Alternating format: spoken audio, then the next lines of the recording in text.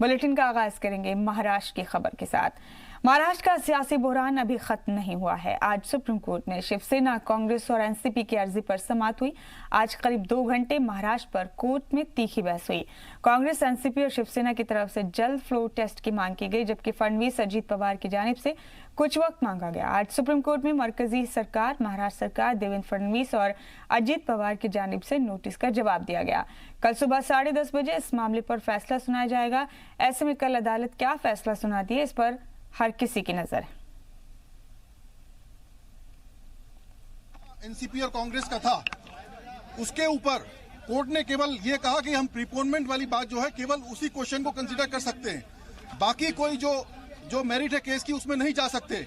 और उसमें जो तमाम जजमेंट्स थे, जो पहले के 7 जजमेंट बताए गए कि 7 जजमेंट हैं जिसमें प्रीपोनमेंट ऑर्डर किया है, 24 घंटे या फिर 48 घंटे के अंदर फ्लोर टेस्ट की बात कही गई है। और इसी के ऊपर कोर्ट ने कहा कि केवल इसी मुद्दे पे हम सुनवाई कर रहे हैं कि फ्लोर टेस्ट पहले हो सकता है कि नहीं हो सकता है। और इसी मुद्दे के ऊपर उन्होंने सुनवाई पूरी करी और फ्लोर टेस्ट के लिए 10:30 बजे कल ऑर्डर पास करने के लिए रिजर्व कर लिया है। सुप्रीम कोर्ट कल 10:30 बजे इस मसले पे अपना ऑर्डर पास करेगा कि प्रीपोनमेंट ऑफ फ्लोर टेस्ट होगा कि नहीं होगा, या फिर अदर साइड को, जो सेंट्रल गवर्नमेंट को समय दिया जाएगा जवाब दाखिल करने के लिए पिटीशन का, या नहीं। उच्चतम न्यायालय को हमारे पक्ष की ओर से कि एक फ्लोर टेस्ट यानी जनमत को साबित करने के लिए विधायकों की संख्या का टेस्ट फौरी तौर से ऑर्डर किया जाए, ताकि ये साबित हो जाए कि बहुमत महाराष्ट्र के विकास के गठबंधन कांग्रेस, एनसीपी और शिवसेना के गठबंधन के पास है। सुप्रीम कोर्ट को हमने 154 विधायकों के शपथ पत्र भी दिखाए, जो ये साफ साबित करता है कि एनसीपी, कांग्रेस और शिवसेना के पास संपूर्ण बहुमत है, क्योंकि वो आंकड़ा 145 का है और 154 विधायक साथ हैं। जैसे ही बाकी विधायक भाजपा की जेल से छूट जाएंगे तो ये संख्या और बढ़ने वाली है। आदरणीय उच्चतम न्यायालय ने दोनों पक्षों के बहस को सुनकर मामला आरक्षित किया है और ये निर्णय कल 10:30 बजे वो सुनाएंगे, ऐसा उन्होंने आदेश दिया है। कांग्रेस, एनसीपी और शिवसेना के लीडर आज मुंबई में राजभवन में गवर्नर से मुलाकात करने पहुंचे। हालांकि गवर्नर से उनकी मुलाकात नहीं हो सकी। इसके बाद तीनों पार्टियों के लीडरों ने अरकान असेंबली की हिमायत का खत राजभवन को सौंप दिया है। इस खत में तीनों पार्टियों ने दावा किया है कि महाराष्ट्र की मौजूदा सरकार अक्सरियत में नहीं है। खत में कहा गया है कि शिवसेना, एनसीपी और कांग्रेस के पास सरकार तश्कील के लिए पूरी अक्सरियत है। एनसीपी लीडर जयंत पाटिल ने दावा किया कि उनके पास 162 अरकान असेंबली की हिमायत का खत है। 162 एमएलएज इकट्ठा आके खास तौर पे राष्ट्रवादी कांग्रेस के ऊपर कायम स्वरूप से पिछले 2-3 दिन में प्रश्न चिन्ह निर्माण हुआ था, उसमें से 54 विधायक से 53 विधायक इस सरकार को पाठिंबा सपोर्ट देंगे। उसमें से 51 विधायकों के सिग्नेचर्स है। 2 विधायक जो है, एक पुणे में है और एक मुंबई में हॉस्पिटल में उनको फिजिकल कुछ प्रॉब्लम हुआ है, इसलिए वो उपलब्ध नहीं है। तो 54 में से 53 विधायक इस सरकार को समर्थन देंगे, जिसमें से 51 विधायकों ने ऑलरेडी समर्थन दिया है। इधर बीजेपी लीडर आशीष शेलार ने दावा किया है कि शिवसेना, एनसीपी और कांग्रेस अवाम को गुमराह कर रही है। स्थापन करने का दावा किसी दल या दल समूह को करना पड़ता है, तब वो दल या दल समूह किसके नेतृत्व में ये सत्ता स्थापन करेगी, उसका उल्लेख करना जरूरी होता है। आज के इस पत्र में तीनों दलों ने मिलकर किसके नेतृत्व में सरकार बनाएंगे या बनाना चाहते हैं, इसका कहीं पर भी उल्लेख नहीं किया, ना वो तय कर पाए हैं। तो ये पत्र, ये धोखाधड़ी का पत्र है, ये पत्र ये गुमराह करने का पत्र है। महाराष्ट्र में हर पल सियासत की हलचल बदल रही है, लेकिन इस दरमियान चाचा और भतीजे के बीच की सियासी चालबाजी भी चर्चाओं में है, क्योंकि इख्तिदार के लिए चाचा भतीजे में कुर्सी की जंग बहुत पुरानी है। अखिलेश से लेकर अजीत तक और पंजाब से लेकर हरियाणा तक भतीजे की शहमात ने परिवारवाद के फैक्टर को धत्ता बता दिया है। रिपोर्ट देखिए।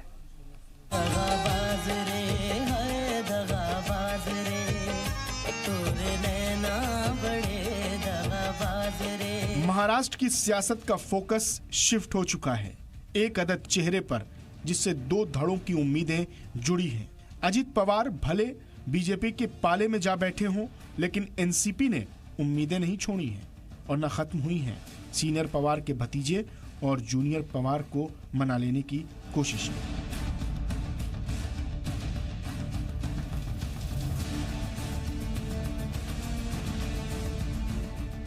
सियासत अगर खेल है, इख्तिदार अगर जहर है, तो मुल्क की रियासतों की सियासत में नीलकंठ हैं कुछ परिवार जो हरदम हर कीमत पर तैयार हैं अपने राज के जहर का मजा लेने के लिए। इसमें वालिद हैं, बेटे हैं, बेटियां हैं और भतीजे। हिंदुस्तान की सियासत में एक बड़ा बाब है भतीजों का, जिन्होंने मौका मिलते ही चाचा के कदमों के नीचे से जमीन खींच ली।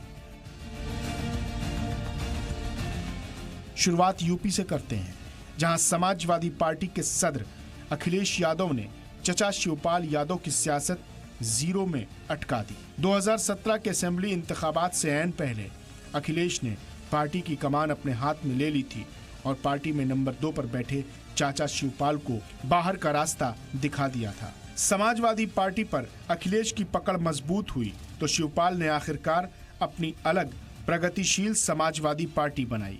शिवपाल को उम्मीद ये थी कि अखिलेश की कच्ची सियासत की काट वो खोज लेंगे, लेकिन भतीजा चाचा के सियासी पैतरों पर हर बार भारी पड़ा।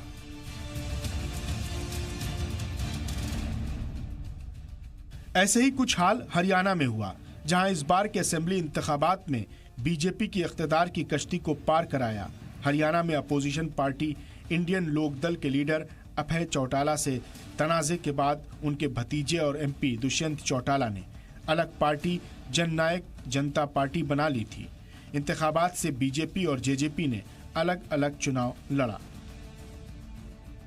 लेकिन जब हरियाणा में अक्सरियत के लिए बीजेपी को सीटों का नंबर कम पड़ गया तो दुष्यंत चौटाला से इत्तेहाद कर बीजेपी ने सरकार बना ली और दुष्यंत चौटाला को नायब वजीर आला बना दिया। पंजाब की सियासत में भी एक भतीजे का रोल अहम रहा। प्रकाश सिंह बादल के भतीजे मनप्रीत सिंह बादल। चाचा प्रकाश सिंह बादल से भतीजे मनप्रीत का मन खट्टा हुआ तो पहले अलग होकर अपनी पार्टी पंजाब पीपल पार्टी बनाई और फिर कांग्रेस के इख्तिदार में आने के बाद कांग्रेस में मिल गई मनप्रीत बादल की पीपीपी। तो तस्वीर क्या कहती है?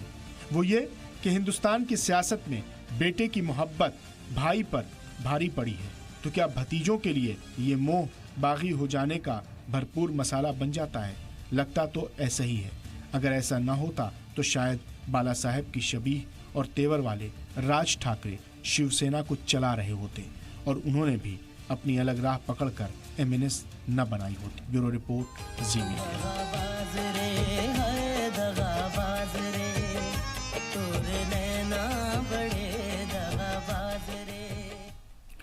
6 बढ़ते बुलेटिन में आगे। वजीर आजम नरेंद्र मोदी ने आज झारखंड में इंतखाबी तशरीह की शुरुआत की। पीएम गया के रास्ते डाल्टनगंज पहुंचे और रैली को खिताब किया। इस दौरान पीएम मोदी की रैली में सीएम रघुवर दास और बीजेपी के झारखंड इंचार्ज ओम माथुर भी मौजूद थे। पीएम मोदी ने झारखंड और खासतौर पर पलामू की जमीन को बीजेपी के लिए बेहद खास बताया और कहा कि ये जमीन मुझे खींच लाती है। वहीं उन्होंने लातेहार में नक्सली हमले में शहीद जवानों को खराज अकीदत पेश किया। दूसरी जानिब पीएम ने कांग्रेस पर भी तनकीद की। पीताम्बर की धरती पर आयल रउआ सबके राम राम। रउआ सबके प्रणाम। भगवान बंशीधर को भी मेरा नमन। 3 दिन पूर्व लातेहार में नक्सली हमले में शहीद पुलिस वालों को मैं अपनी श्रद्धांजलि देता हूं। उनके परिवार वालों के साथ अपनी संवेदना व्यक्त करता हूं। साथियों, आप सभी इतनी भारी संख्या में यहां दूर दूर से आए हो। काफी देर से आप इंतजार कर रहे हैं। आपका यही प्यार, यही अपनापन मेरी ऊर्जा का स्रोत है। मैं ये हाल फिलहाल की बात नहीं कर रहा हूं, बल्कि 80 के दशक में भी जब भाजपा का जनाधार इतना व्यापक नहीं था, यहां तक कि कांग्रेस के लोग हमारा मजाक उड़ाया करते थे, तब भी इस क्षेत्र में भारतीय जनता पार्टी मजबूत थी। ऐसा इसलिए था क्योंकि भगवान बिरसा मुंडा की इस धरती पर राष्ट्रवाद के प्रति, स्वराज के प्रति, अपनी परंपरा और संस्कृति के प्रति हमेशा से ही प्रबल भावना रही है। इसी भावना के साथ भाजपा भी झारखंड की सेवा करने, झारखंड का विकास करने का प्रयास करती रही है। आपने 2014 में भी व्यक्त किया और कुछ महीने पहले लोकसभा के चुनाव में भी आपने भारी समर्थन किया। और आज यहां जो जन सैलाब, चारों तरफ लोग ही लोग नजर आ रहे हैं, उसने इस बार के विधानसभा चुनाव का नतीजा भी स्पष्ट कर दिया है। और इसी के साथ इस वक्त की बड़ी खबर का रुख करेंगे। आपको बता दें कि महाराष्ट्र की सियासत से जुड़ी हुई अभी तक की सबसे बड़ी खबर है। डिप्टी सीएम अजीत पवार को बड़ी राहत दी गई है। 70,000 करोड़ के सिंचाई घोटाले में उन्हें क्लीन चिट मिल गई है।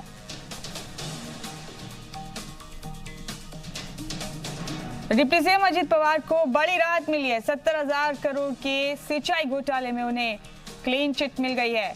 इस वक्त की बड़ी खबर, महाराष्ट्र की सियासत से जुड़ी हुई अहम खबर आप तक बता रहे हैं। डिप्टी सीएम अजीत पवार को बड़ी राहत मिली है। 70,000 करोड़ के सिंचाई घोटाले में उन्हें क्लीन चिट मिल गई है। लंबे वक्त से सियासी बहरान चल रहा है महाराष्ट्र में हुकूमत साजी को लेकर। शनिचर को अचानक से देवेंद्र फडणवीस ने सीएम ओहदे का और अजीत पवार ने डिप्टी सीएम ओहदे का हलफ ले लिया। और अब इस बीच खींचतान में अहम खबर यह है कि 70,000 करोड़ के सिंचाई घोटाले में अजीत पवार को क्लीन चिट मिल गई है। आसिफ इकबाल हमारे नुमाइंदे हमारे साथ मौजूद है फोन लाइन पर मजीद अपडेट लेकर।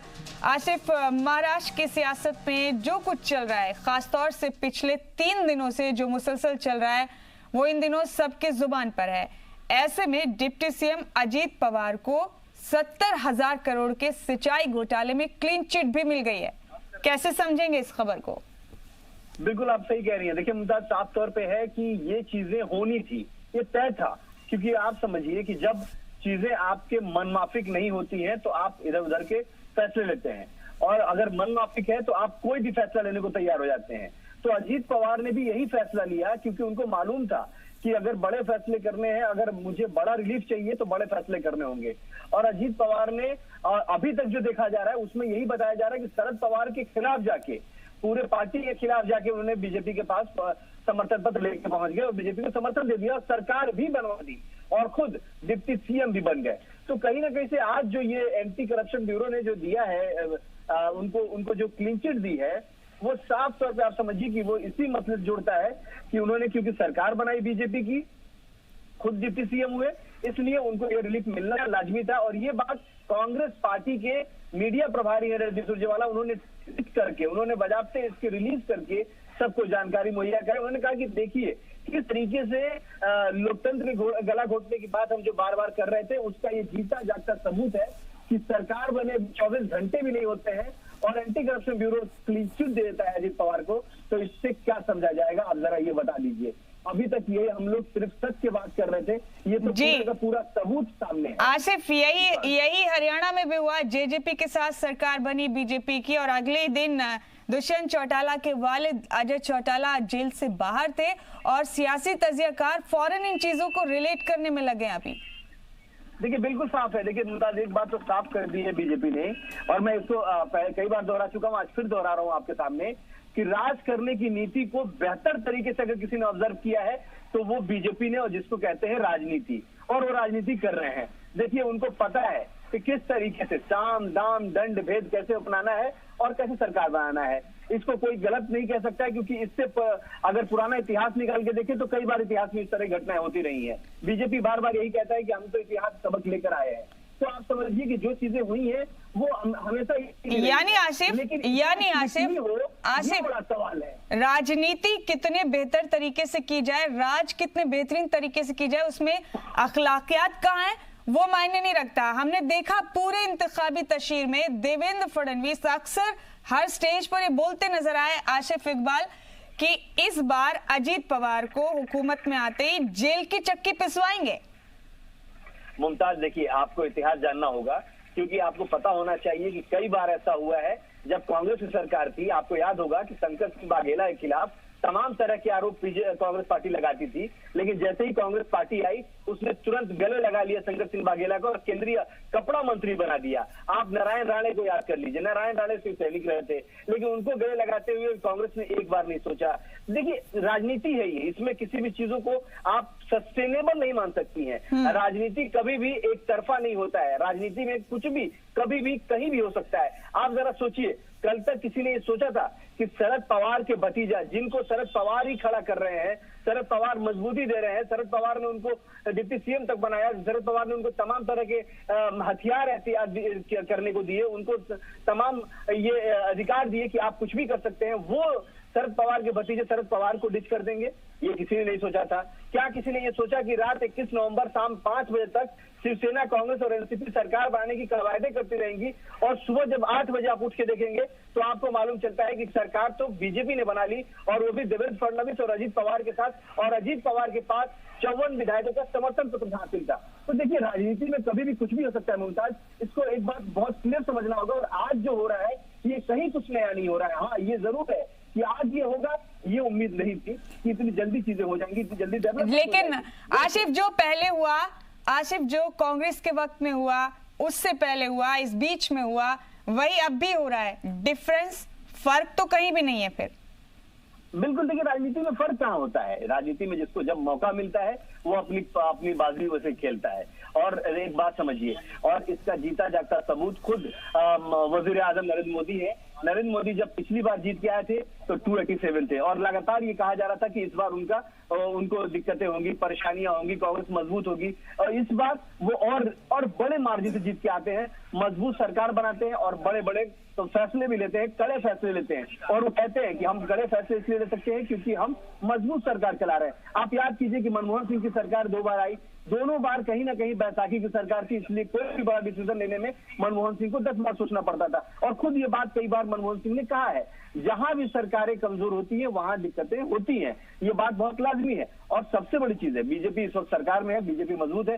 और जहां तक अगर उसकी बात कर लीजिए, अगर आप कॉन्स्टिट्यूशनल बॉडी की बात कर लें, आप महाराष्ट्र की बात करें अगर, तो महाराष्ट्र में ये कहा जा रहा है, जो आज मुकुल रोहतगी ने जो बयान दर्ज कराए, जो साफ तौर पर उन्होंने लॉजिक पेश किए, उन्होंने कहा कि 12 नवंबर के बाद, पहले राज्यपाल ने मौका दिया था, राज्यपाल ने पहले बीजेपी को मौका दिया, उसके बाद शिवसेना को मौका दिया, उसके बाद एनसीपी को मौका दिया। जब इन लोगों ने नहीं माना तो उन्होंने फिर राष्ट्रीय शासन की अनुशंसा की। 12 नवंबर से लेकर 21 नवंबर तक कोई भी पार्टी वहां पे नहीं पहुंची जो ये कह सके कि हाँ हमें सरकार बनानी है। और उसके बाद 21 नवंबर को बीजेपी ने कहा कि हम सरकार बना सकते हैं क्योंकि हमारे पास अजीत पवार का समर्थन पत्र हासिल है और ये समर्थन पत्र लेकर राज्यपाल से जाकर देवेंद्र फडणवीस मिलते भी हैं, जैसा कि राज्यपाल के ऑफिस से ये मालूम चलता है जी। उसके बाद अनुशंसा होती है राज्यपाल की तरफ से कि तुरंत राष्ट्रपति शासन रिवोक किया जाए और जो अनुच्छेद 119 की बात कर ले, 129 की बात करें तो उसका अधिकार लेते हुए उसके बाद रिवोक होता है राष्ट्रपति शासन और सुबह 8 बजे नई सरकार का गठन हो जाता है।